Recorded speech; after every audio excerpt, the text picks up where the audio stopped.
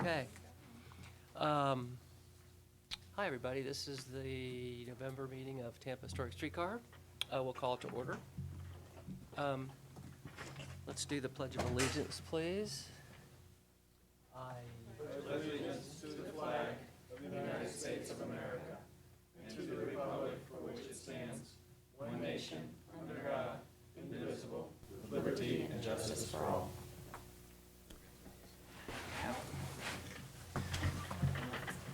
Lena, we don't do roll call, but you do note who's here and who's not in the minutes. Okay. Are you sure? Yeah. Present and accounted for, Mr. Jacob. Okay, approval of minutes. We have minutes from October 21st. They were in your packet. If you've had a chance to review them and you're good with them, I'd like a motion to approve. Move to approve. Second.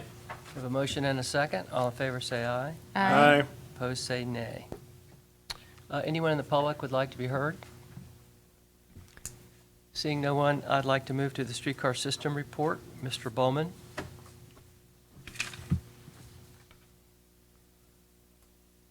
Thank you, Mr. Chair. Richie Bauman, Senior Manager of Streetcar Operations for HART. During the month of October, we significantly improved over September, with 99.4% of the contracted trips being made, only 14 lost trips, mostly due to problems at CSX.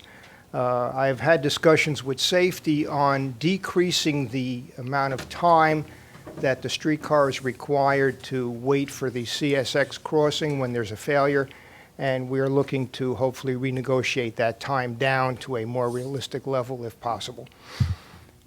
We had one accident during October with no injuries and minor property damage, and we had special service. We had 105 hours of extra service, 3 charters, 3 lightning games, and of course Streetcar Fest.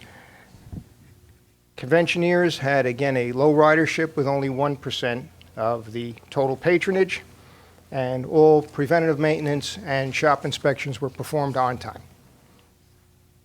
Thank you. Thank you very much. Any questions? You just for my clarification, the CSX issue, what kind of problems constitutes a problem there that would do that? Just out of curiosity, so.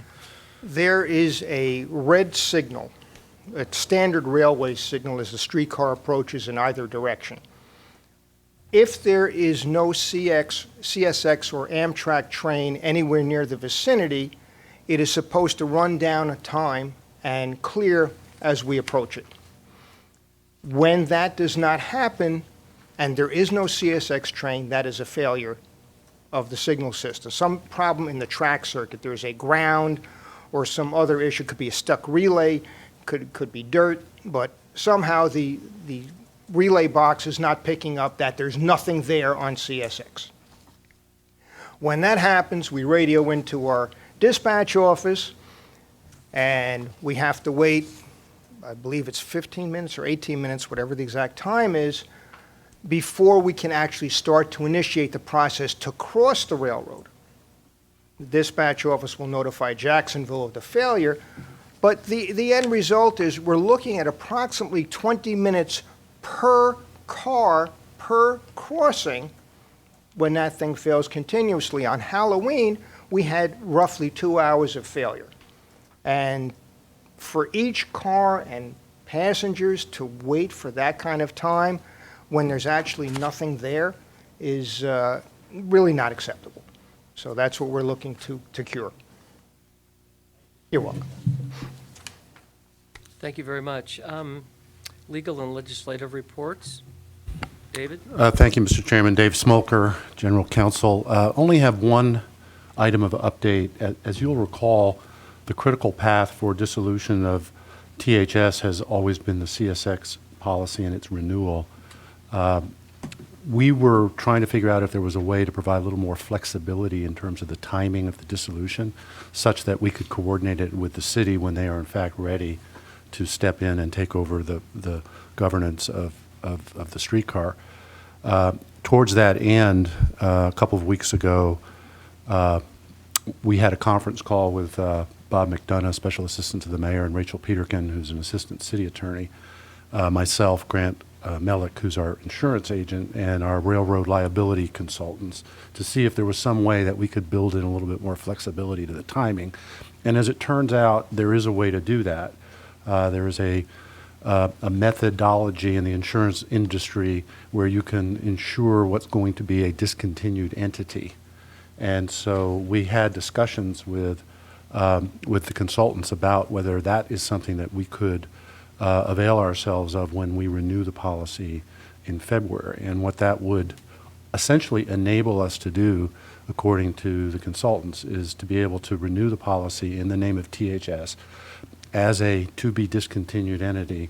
And then during the policy year, if the city decides, okay, we want you to be dissolved, say by September of 2016, we can then go ahead, we can go through the process of dissolution with an effective date, and when that effective date is actually triggered, then the city would become the primary insured under the policy, and we would not have any of the issues of assignability that were standing kind of in the way of us being able to do it in a flexible way. So what we're planning on doing is preparing a summary of the rationale of the city for discontinuing THS as a corporate entity, providing it to the insurance consultants, who will then get with the underwriters, and hopefully we will have this kind of policy to be renewed in February of 2016, and it will give us the flexibility to have the timing occur during the regular policy year. So I think that that's a real advantage now, because we need some flexibility. The timetable for the city stepping up to take over governance is not totally entirely clear right now. And so we've got to have that flexibility to be able to coordinate with the city on that. That would conclude my report. Good. Good news. Chair's report. I really don't have a report except to say that I only know incidentally that the city has hired Interfleet, which is an international transit consulting firm, to assist them in developing their own direct relationship with HART in order to be responsible for the operation of the streetcar. The guy that's really going to be involved is Tim Borchers, who was the superintendent here for 7 years. So he's very familiar with the system, and he's very familiar with HART, and so I'm guessing it'll be very smooth. So that contract was just signed in the past few days, so I'm sure you'll be hearing from him. And that's all I have at the moment. Catherine? Well, good afternoon. Thank you, Mr. Chair. I'm so used to saying Madam Chair for my other committee. I almost did that. I'm so sorry. So not too much. We earlier this year had a lot of excitement, and now in many ways we're on hold as we move forward. As I understand, the city has just recently closed the window for the request for qualifications for the firms that they'll move forward with on examining streetcar extension, modernization, the whole nine. HART will not be involved in the scoring of that, but HART will be involved in the interview portion where we're getting the presentations, so we'll be able to weigh in to some extent as the operator. But again, it's a city procurement, and the funding is 20% city, 80% FDOT for the study. So we will keep you posted as we get more information about that. Richie has been working. Is he still here? Has he already run away? Because he's working. Okay. And so this probably is a new business thing, but it's more fun here. Richie has been, in the vernacular, eyeballing the facility and has identified first grant funding, which we have available, and second, improvements that he thinks would lead to smoother, more efficient use of space, but also things which align with the possibility of us modernizing the fleet so we are not making an improvement and then raising the facility. Would you like to speak about any of that, Richie, or? Thank you. I have two projects going right now, and one is the modernization of the shop. The other is modernization of the cars. Do the shop first because that one is actually taking the lead right now, as we've done some major upgrades already to the cars. The shop is not as functional as I would like it to be, particularly for motor work, truck work, and for raising the cars. Right now, we're looking to extend tracks, one track particularly into the shop, which does not go there now. Why? Because in a hurricane, I can get all of the fleet into the shop. It's protected. During Erica, one car was going to remain outside. That's not the way I like to do business. Second piece is to make better use of the mechanic's time and the shop time in being able to make things, get things done. Why? When we had to make a certain raising of a car to get the motors out, we actually had to push the truck with the wheels out to 13th Street, out the gate, onto the street, bring it back in another way. Now, if we had had track turntables on the 3 tracks, that would have made a huge amount of difference. So that's one piece. Another piece is where that track will come into the shop. The mechanics are going to be relocated to the 2nd floor to what's now being used by payroll, but when they go back to the 3rd floor, will be an empty office. So that'll give them decent, clean, air-conditioned space instead of being on the shop floor for a lot of their minor repairs, rebuilding of equipment, and things of that nature. So that's most of the shop work right there. Oh, also to add a paint and body shop. We don't have one. In the past, there was a trailer and a method of actually getting these cars to 21st Avenue for paint and body shop. Over the years, the trailer deteriorated and it was eventually scrapped. So we have no way of getting body work done unless we do it in the yard in some kind of manner, no way to paint, and some of the cars are really needing paint jobs. So we're hoping to do that in the car wash facility, where the car wash is much too powerful for the cars. It causes water infiltration into the cars as you're washing it. Not good for wooden interiors. So that would be an ideal thing of an existing facility. As far as the cars go, we're looking at a consultant to look at more modern parts. And the reason why is these cars require to be on the pit after every 7 days of running time. If that was 21st Avenue, we would not be providing service on the bus side. It just could not happen. But that's what we have to do with the streetcars. There's certain components that are extremely maintenance intensive. The trolley shoes, which is the way we're picking up power off the overhead catenary. The brakes don't have slack adjusters. Every vehicle you have out here, with the exception of maybe a Model T Ford, has slack adjusters. We don't have them on the cars. The cars have DC motors. The brushes make it very labor intensive. They have to be inspected weekly. The compressors, again, 1920 stuff. The governors have to be inspected every 7 days to make sure they're running properly. So what's the idea? Get a unitized direct drive or rotary compressor, replace that stuff, plug in, plug out, you're done. No, it won't sound the same, but we'll have more reliability, and it's much better to use a mechanic for real preventative measures than inspecting a car for parts that are wearing every 7 days of running time. So that's where we are right now. The car consult, is, as I said, is behind the shop consult, but we're moving forward. And thank you, Richie. We've also, I understand, removed the Vigo branding from the Breezer? Yes, that was, we had the marketing people in, and as we wrapped and unwrapped, I asked them, could you please remove that off the Breezer? And it was done. The Breezer looks very nice right now, and we're going to actually go and apply the numbers back on because it doesn't have any numbers, and that's another conversation. So when to you see have. the yellow Breezer, that's on purpose, and we'll have her out there. It's essentially the space for rent. So it helps. I think it helps us definitely sell the space, and a little bit of discussion on the restoration of the Bernie. Okay. Unfortunately, the Thursday before Streetcar Fest, you know, it's kind of like the story of the Grinch, where, you know, there's a bulb out on the tree, and the Grinch is caught by Cindy Lou Who. Well, that's exactly what happened. One bulb didn't work. It was one of the headlights. So they had the power down. They go check out the bulbs. They check out the circuit because this is all 600 volts. They think they find the problem. They put the power back on. They turn the switch, flash. So right now, the Bernie is not runnable until we address that problem.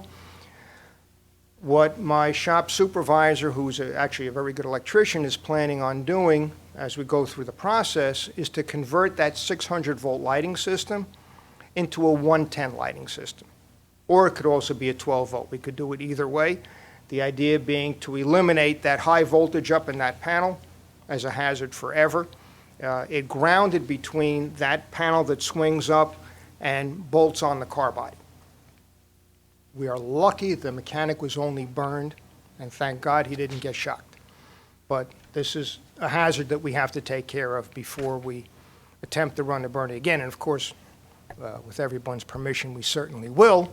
I would love to see, personally, I would love to see it running as soon as we can, but we have to make that modification. And overall, though, your shop is in the work on the benches, the interior, the roof, so it's the wiring has to be addressed, but everything else, as I understand. Yes, the So Bernie Bernie's is ready to go, beautiful, pretty, smells like new. It actually ran on its own power from the car wash loop where it sleeps into the shop. It did run on its own power. It's just that little Cindy Lou Who bulb that ruined it all. And for the peace of mind for the streetcar board, we didn't just go to Lowe's and buy a can of polyurethane. We consulted and we did the Oh, yes, historically well, appropriate steps. Just making sure you Absolutely. guys know that. John Block was on scene and on consult before we did anything because he's the one that still does our Ybor City signs.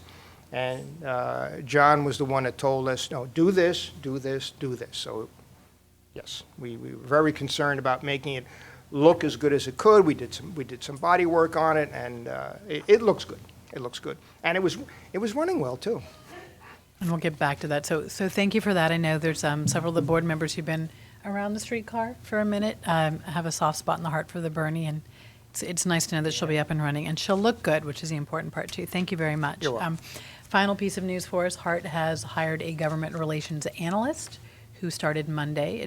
His name is Cesar Hernandez. He most recently worked at the city in Councilwoman Lisa Monteleone's office. So it's much more interesting probably for the Hart board members, so expect phone calls. It's not just to the electeds, but to all the board members who have been here and the ones who are more interested in the legislative process. And he's listening and looking forward to putting together a really proactive strategy for us. It's important, though, for the streetcar board, because as are our conversations about what goes on with DOT funding, what about the New Starts process, what about setting up for participating federally, this gives us another asset who can really focus on what we need to be doing to get in front of stuff to have some transportation funding, maybe look a little more favorably on the streetcar. So we're very excited about that. And that concludes my report. Cool, thank you so much. Direct media report? Hi, Lori couldn't make it, so she just wanted to let you know that Miller Coors did sign for 2 annual full wraps, and that brings $79,200 to THS. 79,000? That's what she emailed me, so I'm holding her to it. Wow. That's serious money. Thank you very much. Okay, we just have compliance reports, and I was hoping we could, I'm not sure when you intend to go over this, when we were going to do this. We can do that I think it's important, and I don't think it happened while I was gone, but I'd kind of like to understand ridership for the last fiscal year. I would like to see a summary, a marketing and revenue summary for our last operating year, 14-15, Steve, at some point. And perhaps they can be, information can be extracted from both the ridership and the marketing reports and sent out as a information piece to the Hart Board, the City Council, the Mayor, and the 3 CRA advisory boards, so that everyone kind of has a feeling for what the streetcar was managed to accomplish without enough funding last year. And so if we can talk about that between now and the next meeting, I'd really like that to happen. Good afternoon, Chair and Board. Ruthie Reyes-Burkhardt, Chief Operating Officer for Hart. It's on. Sorry. There we go. There we go.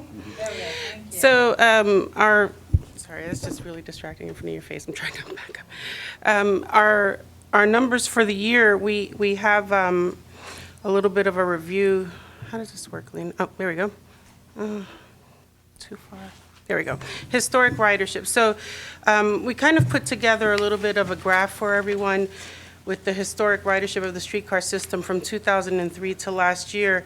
And I guess most notably, the higher consistent ridership was in the first years when it deployed, through 2009, basically. And then we started to see a consistent drop-off 2010 to 14, and we're sort of flatlining with what we did in 14, and we ended in 15 with very similar numbers. Some of the recovery, just a little bit higher ridership in 15, maybe can be attributed to the extra ridership that we picked up due to the cruise ships. So we saw us do some of the special services earlier in the day, and we saw a little bit of ridership increase there, and that's about 12,000 trips for the year that were accountable for that, or about 3% of all the rides, because of those additional rides, hours of service that we put out there. And so this is just a brief of each graph. I'll just kind of go over that. The annual revenue hours, so obviously the highest revenue was seen in the first number of years when the ridership was much higher.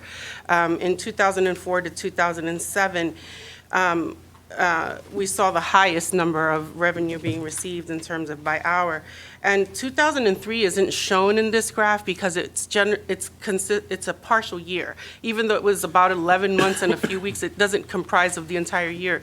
So we didn't include 2003's numbers. But you do see here the correlation and trend. Fewer ridership, you also see revenue less in the 2008 to 2012 years. And then, which means, you know, holding steady again from 2012 to now in about the same number of revenue hours. And then basically, it's about 2/3 of where we were in 2007. So that shows just about where we are compared to where we started. And then our annual hours in ridership, but this is kind of both compared side by side. And you can see that the ridership gives you, you know, the more hours of service, the more ridership you yield. You know, you're seeing the ridership correlation with the hours of service out there. You can see that, again, that ridership highest in 2004 to 2010, trickling down through 2012, stabling off through this year, and that sweet spot, which is that about 14,500 hours in 2008, where they're kind of equal to the number, the ridership and the revenue kind of come together.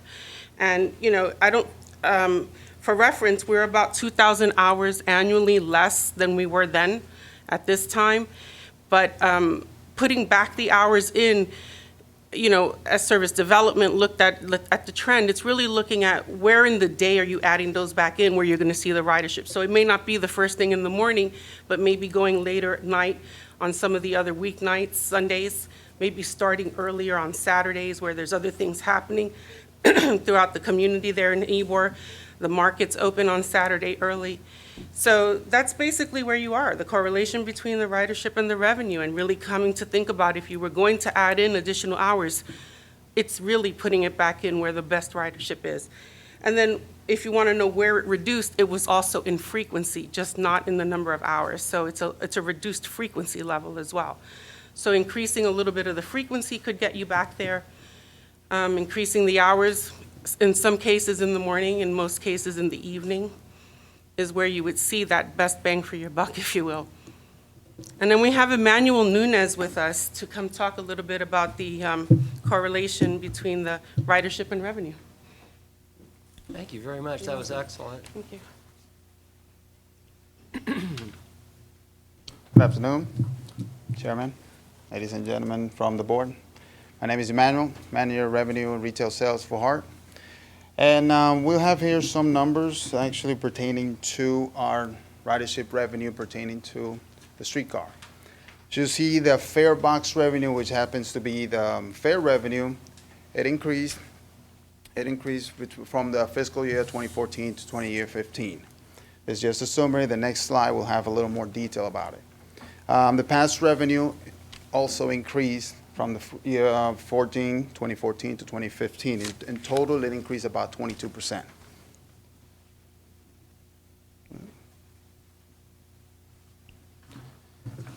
Here we have a little breakdown, which it shows that Well, there was a change that we did on some of the fare cards. What we did, we reduced it to just one discount and applies to everybody. So if you see at a minus 100%, it all adds up at the end. We did have an increase on fare revenues on this side over here, about 70%. And we did have our pass revenue went up, let me see, went up to a total of 22%. And we do have the combination of different passes where we have our fare, our people that are vendors that actually we sell on commission. We have also our outlets that we have in downtown and spread around, and also the bus passes that we sell from the streetcar. In addition to all this, we're implementing the Square to use on our system, specifically for streetcar. And we're going to have it implemented by the New Year's Eve event that we have in downtown this year, and also for Gasparilla. So just to have another venue for customers to purchase their bus passes for the streetcar, in addition to the streetcar, in addition to our vendors, in addition to everybody. So we'll have that. And as you can see, I have one right here. Look at that. I have one right here. So it's usually on our cell phone, we do have about 5 cell phones. In addition to this, it's a 6. So we have 6 cell phones that could be deployed in any part of the streetcar lane, and we start selling bus passes in addition to the streetcar, in addition to our vendors, and in addition to the TVMs. So how does it work? Well, it's very easy. It's called the register on the cell phone. All you have to do is just press the selection of the bus pass that you're trying to sell, put in the amount. Actually, the amount is already there, so you just add how many passes you need. At the end of the day, you just charge and just swipe the card, and the customer just sign, and that's it. Yeah, some of you may have used this. I know some of my professional associations use it to get you to pay at the door. We've discussed after several of our major events that we just have not been happy with our data collection and our fare capture, because our motormen are really good at operating streetcars, but they're not revenue specialists. And we've struggled over the years to go outside with a fare box chained to a pole. We've done that, but people don't want to do cash, they want credit cards. So now we have the TVMs, not the fastest machine, and then everyone's standing in line in this very slow process for streetcar. And then you've got folks who can only pay with a credit card, and they're at Ebor, and the streetcar's full, and they want to take the bus, but they don't have any way to get the pass. Long story short, we've been test driving, and I think we recently did a test out there Yes. to see what if we had a fleet, so several volunteers, and by volunteers are Hart employees, using Hart registered phones with the app that, as Manny has said, is customized, so it's got the fare types. And so instead of you going to the TVM, you come to the Square, you swipe, you get your pass, and you're good to go. So I swipe my card on Yes, sir. on your phone. And Yes. then the money gets got. That's it. Yes, yes. Yep, so we'll get you through quickly. We then are not handling cash, which is, think about in '03 and '04, at least where I was with rail events, you had people standing outside taking your money and someone else clicking it, so putting in a coffee can. We're very high tech, of course. So we're not doing that here, so then I'm not worried about my staff being assaulted. If somebody grabs a phone, we can shut it off. There's a passcode, so as soon as the Yes. screen locks, no one can get to it. And even if they could, they don't have the access through the security process to take any money out of Square. So we're very secure. We're just going through quickly, much more accurate on ridership because, hey, you're going to the bus. For Gasparilla, I'll vend you the day pass. So you save your $1, and then we don't have the guesswork we always do of trying to unweave what bus pass went where. Will help us also with ridership. But most importantly, it gets you on the vehicle faster. And then the motorman only has to worry about operating the vehicle, and we have the fares being taken care of by our professionals. We'll be back out with this on New Year's, which is our next step, and then Gasparilla. And then based on that, we're going to bring it back to Streetcar Fest, even though people are not charging a quarter.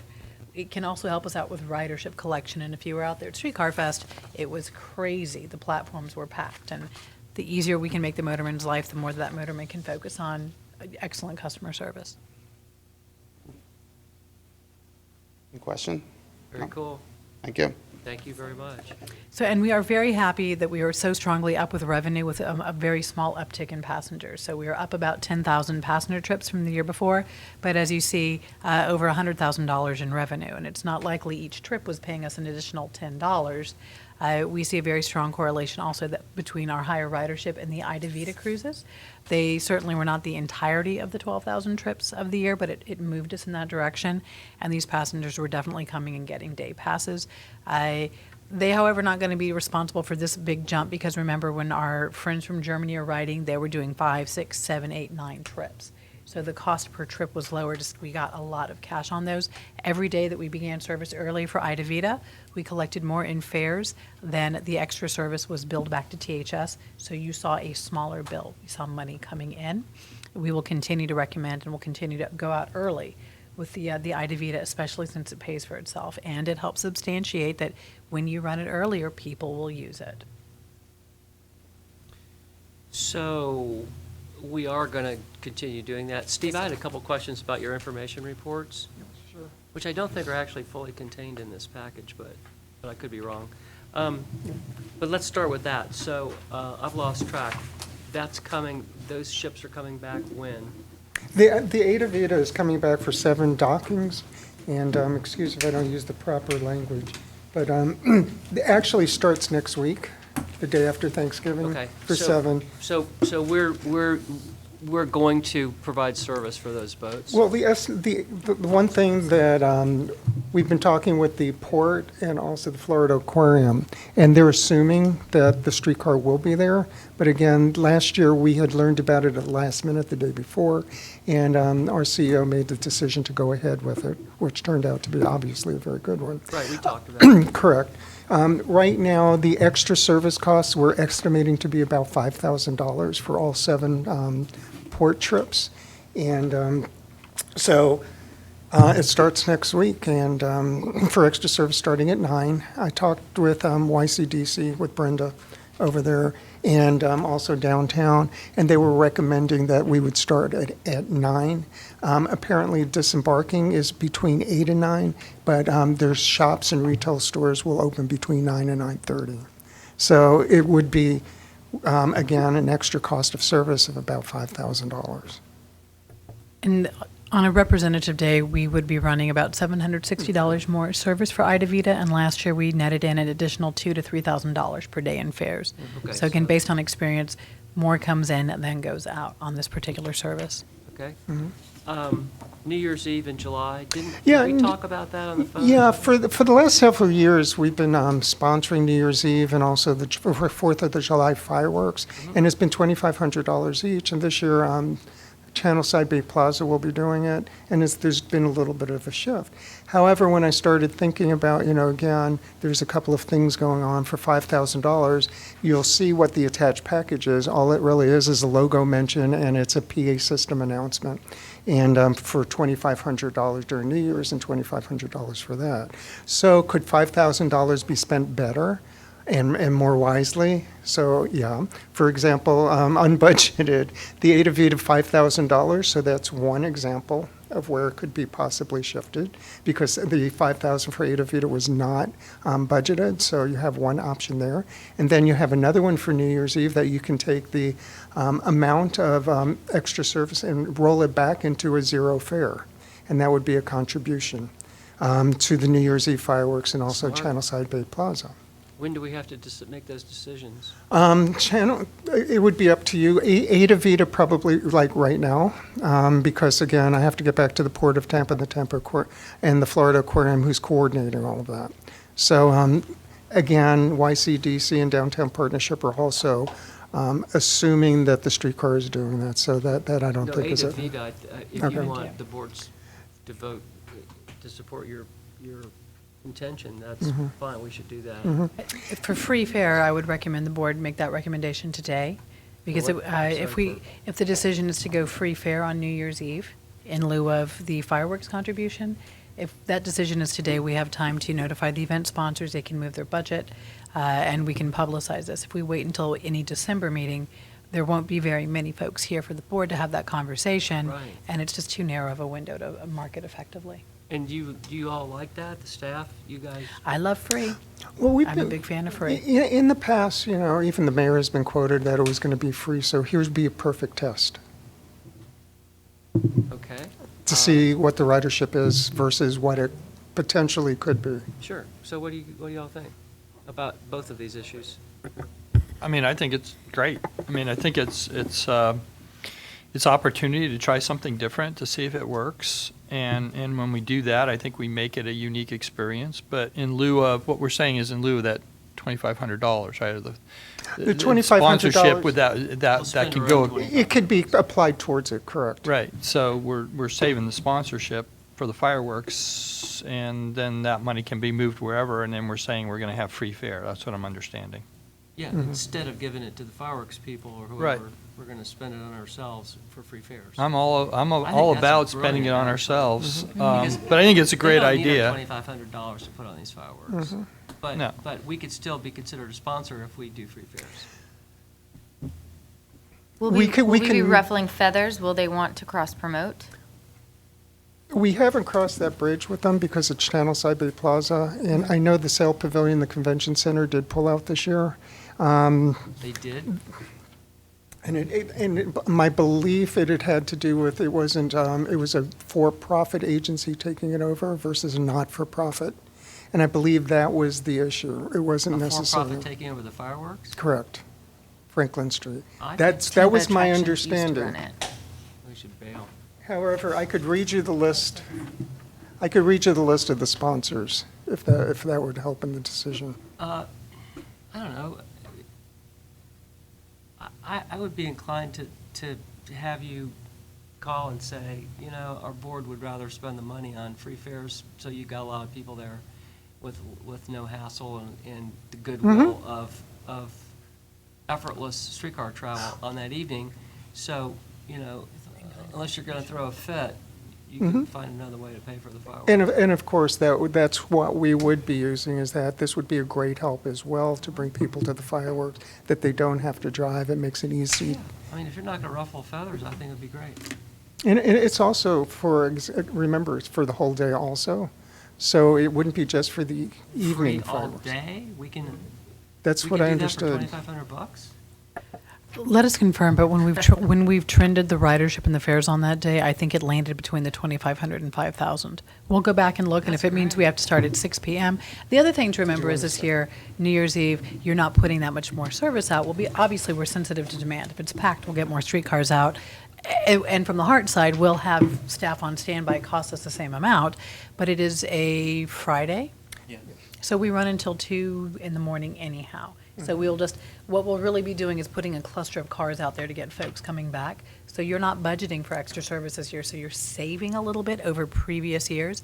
And let us do some math and get an email out to the board and say, here's what we get in fares normally, and here's how much we're not spending in extra service. And perhaps we say once the sun goes down, so 5 p.m. on. So we're really focusing on the rest of this. I mean, a lot of folks will not be out there on these trips earlier in the day because they're still resolving work trips, and it will be, the ridership slug will be coming between 3 and 4, people coming out and getting to No, I dinner. think it's great. Yeah, the estimates that are in the packet were based on all there. Okay. How about if we gave you a motion to support the concept, provided after you completed your analysis, you still want to go forward? Question, we do have the parade that day too, right? Isn't there a New Year's Eve parade in Newport? For the Outback Bowl. Yeah. Yeah. So does that have any impact on this? I'm not aware that we've received any requests for ceasing service, but that doesn't mean they haven't come in, and I just don't know about them. I So, haven't seen it. well, then I'm going to say that we haven't received it. We'll get with the city. We have friends there, so we'll talk to them about what's going on and see what, it's good to have friends. You can never have too many friends. Okay, sort it out and let us know what you want us to do, but I'd like a motion to support the staff's eventual recommendation here. Second. Okay, any other discussion? All in favor, say aye. Aye. Say nay. Okay, now Ada Vida? Yes. Ada Vida, that's a funny name. Well, if you're German, it's probably not. So, do you want a motion supporting that you go out and run this service too? I think you should have it. So moved. We have a motion. Second. Any other discussion? All in favor, say aye. Aye. Say nay. Great. Window display. Okay, What's that about? The I've Fifth seen Avenue. the funny cloth on the window. Yes, the infamous, I should say, windows display that the streetcar has had over so many years. YCDC in partnership with One Tin Soldier, I forget who Matthew's with, but it doesn't matter. They did Tin take Soldier down. Productions. Yep, thank you. They were, most of them were fading or were old, so Oh, they were indeed. deciding to take them down. So they live took. across they- the street from those yeah, windows. Yes, in fact, Christine and I took a walk, and we took it, most of them are already down.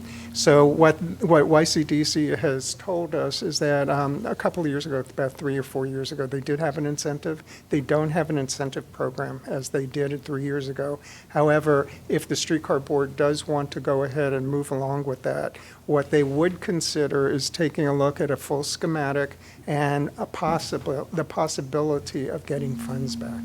However, it's not guaranteed. It's And not. not guaranteed. However, 3 or 4 years ago when we did it, my belief was Rick Hamilton had stepped up and his group had done the window last time. Well, his group volunteered to do a window. I don't Correct. think he ever did it. Yeah, I guess they did change it out, He did? yes. And it's there now? No, they took everything down now. Okay. He had done it last time after Miss Oh, Jane okay, did it. okay, yeah, I missed it. I just completely missed that one. Shows It how was much I look at memorable. those windows these days. So, Sean, what's the deal? What's the deal? Well, part of this is new to me today, about, I'll call it Matthew's group taking the stuff out and doing it for the Christmas holiday spirit. And that makes me want to go back and see if HCC's is there, because we just. HCC was there when, Just updated it like, I don't know, 5 months ago, so. it was up when we went, which was Okay. a few days ago, That's so good. I don't know. But, yeah, I think because people weren't updating their windows, the incentive program just went away. It hasn't come up at a meeting in a while. Well, are we annoyed that they took Rick's exhibit down?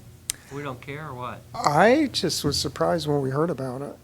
Are they gonna put If it's them only back 3 up? years, that's still new-ish Yeah, well, yeah. compared to everything else that was up there. Well, is whoever's redoing the windows for the holidays, they're gonna put the old exhibit back? We need to find that out. What did they do with it? Do Yeah, we the know? question that I proposed to Brenda in the office was, what happened to the material? And I Yes. have not received an answer. Just that most of the material was old and outdated. Well, Rick's wasn't, if it was a year old. It was about 3 to 4 years old. It wasn't. No. that- It doesn't feel like it was No that way. long. It We was did it, I'm last sorry, year. we He did it hadn't 3 to even- 4 years ago. He hadn't even gotten around to doing it. Mm-hmm. The last time I asked him. Okay, so it sounds like we need to confirm, because I do remember this conversation last year about updating the windows. Yeah. Did Rick volunteer to update and didn't, so it was 4 years old, or did they update and then route something I'm fancy? not certain Rick ever updated the streetcar. I think just the old posters that Jane put up 10 years ago were the what was That I taken don't down. What we did have in the notes, though, we did pull the notes from 2013, that the last time the streetcar window was updated was in 2013. Whatever. Yeah, it doesn't matter, but I don't think so either. Do we care? Do we want to do this anymore? What do you guys think? No offense. I mean, I like that garage, and it's a nice piece of architecture. It's well lit. I like living across the street from it, but I could care less if we have a window there or not. There might be If someone I else. may- that I don't want to can- leave it empty. Mr. I mean, we need to have something in those, but I mean, whether it's streetcar or something else, Exactly. it doesn't Yeah. matter to me. Yeah, well, you've got a Two hats. two-party hat, three-party hat on. Oh, actually. yeah. HCC. What do you guys think? Based on you living across the street and your powers of observation recently, I would defer to Sean I mean, he's really the one with the stake, he's got You the want us to stake in have a this, and window what there, you just think let is us the know. best, I think, dude, I would defer to you on that. I think it's a goodwill thing to have streetcar promoted there in the It is. window. But again, it's a hassle to keep it up, too. Every 2 or 3 years, remembering who did it and how fresh it is and whatever gets in there. Right. Why don't you let us know what's going on, and we'll sort it out next month? Well, I just texted Matthew from the 10-soldier group to see what happened to the stuff in the window. Okay. Can I add Yeah, to that? sure. In terms of the upkeep and the timing of the upkeep, is that something we could do and make it more, like if you got the AIA's young professionals to design something for it and they get credit for their IDP hours for community service, which they desperately need, are those options we could look Absolutely. at? I mean, having young design professionals do something be really hip and cool, and they get credit, and we get something done, and we do it annually, every 2 years, we make it a competition, we choose the best one, and, we could do something like that. I mean, I'd be happy to run interference on that on our end for it, but that would be an option of a That's a means good by idea. which we could do something there that would, update and solve some of the issues we have. Sure, I mean, that absolutely would be fine. I mean, we could even do HCC students to help out or whatever, but certainly your group, if they need the hours, let them. Come back Yeah. and let us know what's going on. Don't go away, I have one more question. Streetcar Fest, I saw the report. I'm sure I missed the exciting report last month, I apologize for that, but everybody that went told me it was a blast, and Abby's already been profusely thanked, I assume, for spearheading it, but thank you very much. It looks like we spent more than we got in donations to put it on. Is that pretty typical too? Every year we actually do. We do spend a little bit. This year, I believe we didn't, because we had a credit with Clear Channel as well, we didn't spend the difference, well, we first. It looks like a $10,000. Yes, we actually got in more money due to the channel side CRA than we normally would have. It offsets some of the costs for the media. So the media, the money that we spent, usually is about what that is. It's usually 8 to 10,000 a year. We eat 8 to 10,000 on Streetcar Fest? We normally do, because remember, it's 25 cents a ride as opposed to folks giving us $5 and going one way and Ubering it or whatever when they come home. Okay, For well- the December meeting, let us get you trends of the past 5 years of ridership and I'm expense. just curious. I mean, I wasn't aware that we lost Yeah. that much money, but Yeah, usually what it is it's the media cost, that's most of it. And we went to digital a little bit this year because we had the credit from Clear Channel last year. sure. So we used that. And most of the cost really is really the hard media cost. It's not cheap to spend in media. And we had really good coverage of media this year again.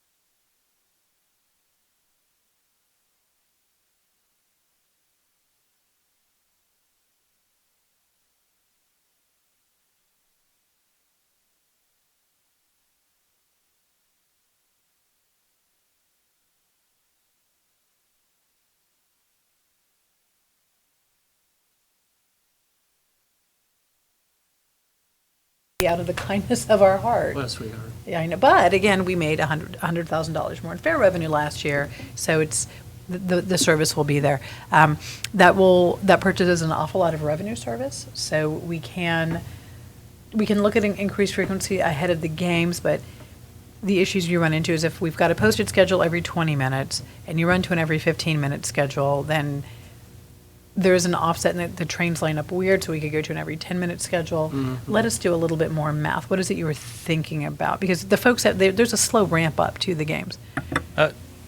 There's going to be a window of opportunity with Amalie Arena as the development starts to happen there, because they will be losing net parking spaces as they start to move the streets and as they start to do development on that before they can get their parking garages that they're planning in there. So, I would suggest, and I'm happy since I spend a lot of time at the arena, both at hockey games and there working with them, I would kind of propose to them, because they do so many different ticket packages. And is there a way for them to put ticket packages together that can help people to overcome the parking problem they're going to have as they start this, which would be park at the Ybor, pay X, you get a ticket, a parking pass at the Ybor garage, a ride on the streetcar there and back, a hot dog and a Coke or whatever for X amount of dollars. So it becomes not so much that we're just trying to give them better service, but we're partnering with them to help them overcome some of the situation they have, and we get to use the streetcar to do it. I mean, I think there's at least opportunity to start discussions in terms of how we can work together, because realistically, they realize they got a big problem coming at them for events once they start doing that, and it's going to be more than just parking, to be a traffic issue and all that as the streets are going down. Oops. I think we may have some opportunities. Let us also talk to direct media, perhaps, because the best time of year for the Breezer is hockey season, and the Breezer is unbranded. There may be an opportunity for us with direct media to approach the arena, Lightning somebody, about a sponsorship agreement of you brand the Breezer, and here's what you get over the life of that agreement. So free streetcar trips or $1 streetcar trips with a Lightning ticket. Let us talk to direct media about some ideas there, because then we get the branded presence. The Breezer is gorgeous, and let's just make it be gorgeous-er and more fun to use. And if we can get an agreement that now that we've done all the math many times on the Breezer and we have a good sense of what the additional operating costs are, it takes 2 motormen under state statute, see if we can't put something together that could be as basic as ride free with your hockey ticket. And if we have to kick up the service, we'll just have to make sure what Hart is capturing is enough. It's paying for us to have people on standby in case we don't need them. So let us, Richie's still here? We do have extra money, too. Okay, right? we do. So between Richie and Steve, let's put our heads together on what we think the operating costs are, reach out to the media folks, and then if you're willing to give us some expertise on who to talk to, we'd be happy to do that. But we could even approach about one event at Amelie, ride free with your ticket, and do it as a pilot. And that could be our in-kind contribution, and they list us as a sponsor at whatever dollar level and give us a couple shout-outs. That's always a possibility, too, just to see what the interest is. Mickey, when I mean, just think of the visibility you'd get. Oops. Just think of the visibility you'd get of doing something like that, and they promote it on the Jumbotron during a TV timeout. Exactly. I mean, just that visibility alone into 20,000 people. It's huge. Yeah. Captured I mean, audience. yeah, you've got a captured audience that has a vested interest in what that might We could do work for that them. into an agreement. Yeah. When people, after a hockey game, how fast does it clear out? Is it like, Depends how Depends if fast they're they're winning or losing. No, but I mean- Actually, pretty quick. I mean, Actually, in an pretty hour, quick. if the streetcar ran for an hour afterwards, at a reasonable frequency, is that enough time to get rid of anybody who would be riding the Yeah, streetcar? because there's a substantial portion of people that stay at the arena out on their balcony up on the 5th level after the game, that they keep that balcony open. For a while, to let the crowds clear, or what? I mean, it stays open at least an hour after the game, and people go up there and party. I mean, they serve alcohol and some limited food, maybe bites of things. But I mean, a lot of people go up there because it's actually pretty cool space up there. Well, but the point of my question is, if If Catherine ran for an hour after the whistle, is that sufficient to get most everybody who would want to use the streetcar? I would think so. Yeah. And again, with the limited offerings that we have, so it's, whoever's getting in on the 20-minute schedule, we've had great success by staging a car at the arena. We go up to Whiting, and then we sweep back through and pick up any stragglers. So with what we offer now, a car half an hour later has been sufficient. We've received very few complaints, if any, that you left me early. But we understand different universe. If we're incentivizing it, more people are going. So we're thinking 10, so 30, 45, and an hour, and play it by ear. And if we don't need that extra trip, we regroup. Yeah, I mean, and people park at Fort Brooke, some, and of course you could walk to Fort Brooke. So are most of the people parking in Ybor that you're appealing to?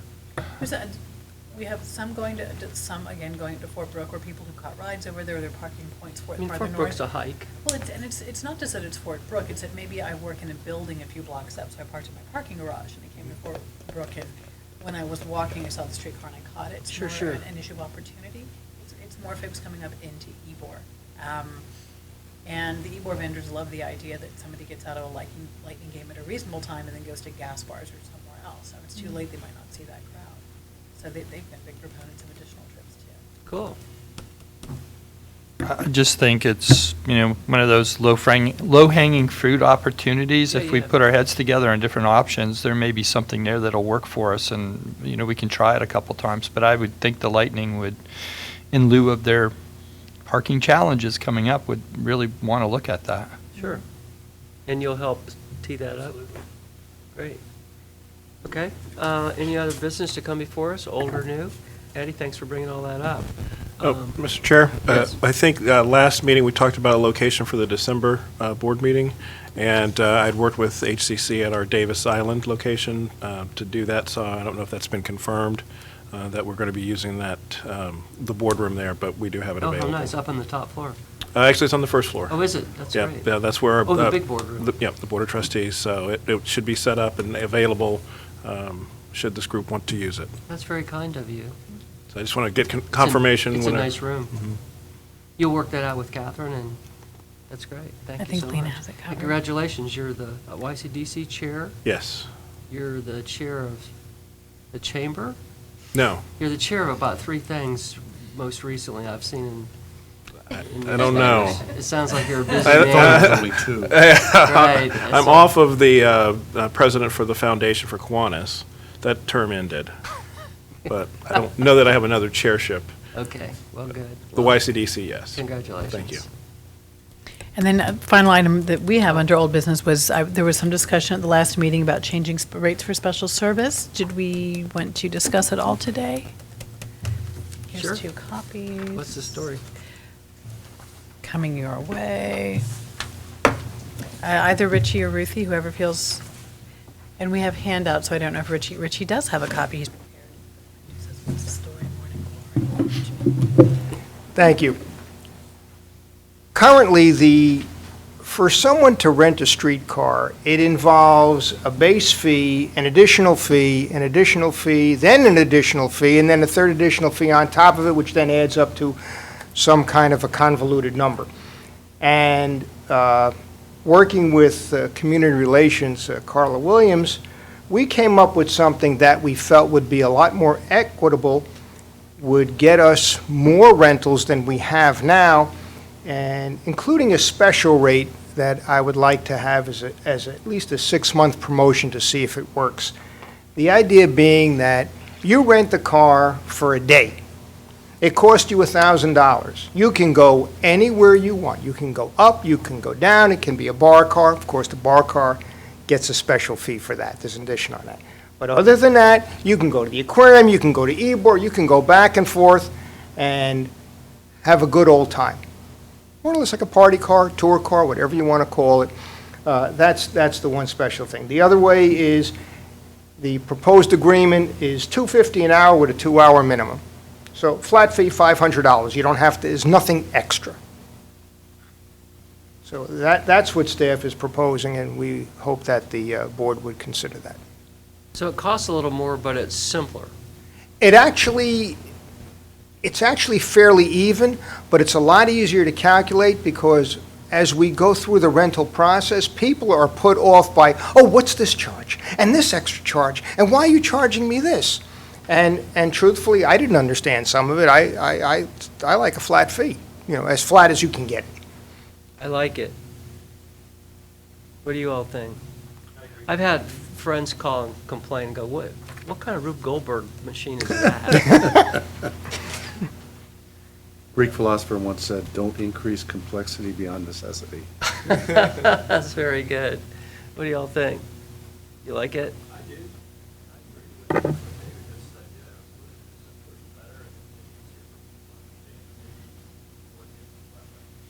right, well, I move if we need a motion to accept the new special purchase service agreement fee schedule. Second. All in favor, say aye. Aye. Opposed, say nay. Motion carries. We're good to go. Thank you very much. Thank you. And thank you, Catherine. Good meeting. Anything else we need to do today? I'd like a motion to adjourn, please. All in favor, say aye. Opposed, say nay. Second. Oh, meeting adjourned. Meeting adjourned. Oh, thank you, Ruthie. Well, since Alex is in Milan, I'm not too worried. But the last time we had an exercise with Streetcar, somebody saw our mannequin lying under the tracks, and so Alex was emailing me from Tabarta saying, "I just heard on the scanner you have a man down." Alex English? Your Alex English. The same. He was vigilant. He was quite the social media guy because he was on top of it. I was very impressed. So now that he won't be able to warn you, December 18th, thank you, Ruthie, we are doing an exercise with Streetcar. It's going to simulate a bus streetcar event, because we don't say collision, we say event. We will be doing press on this because it's a slower time in the year, so we think we can garner attention, but also, after what is happening overseas, we think there's going to be a lot of interest in security and how do we know people are prepared for things. So we will, both under the Heart and the Streetcar letterhead, be talking about this and garnering some attention. So when you see on December 18th, any other day, please panic, but on December 18th, when you see there has been something with a streetcar and a bus, that was on purpose. And we're also looking for about 15 volunteers to be affiliated. I don't think we're painting wounds on anybody, but if you are free for the day, come on down. We'd love to have you. And that is it. Great, thanks so As long much. as it's not CSX.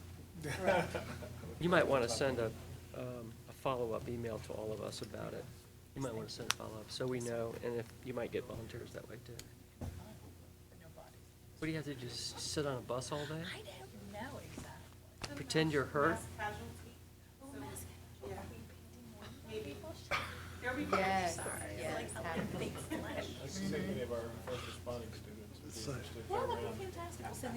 That Saturday Night Live skit, Like Q-tips as a hand bones and everything. Sam, massive head wound, Harry. Sam, you're our financial counselor. My yard guy did this 10-year-old gave him exposed Q-tip bones. I'm like, he's 8. I was like, he was so popular at school. We're done. Thank you very much. Leave while you still can. Q-tip bones. We showed me the picture. I'm like, your kid is 8. I'm like, my 3-year-old is fed up. Yeah. Look at this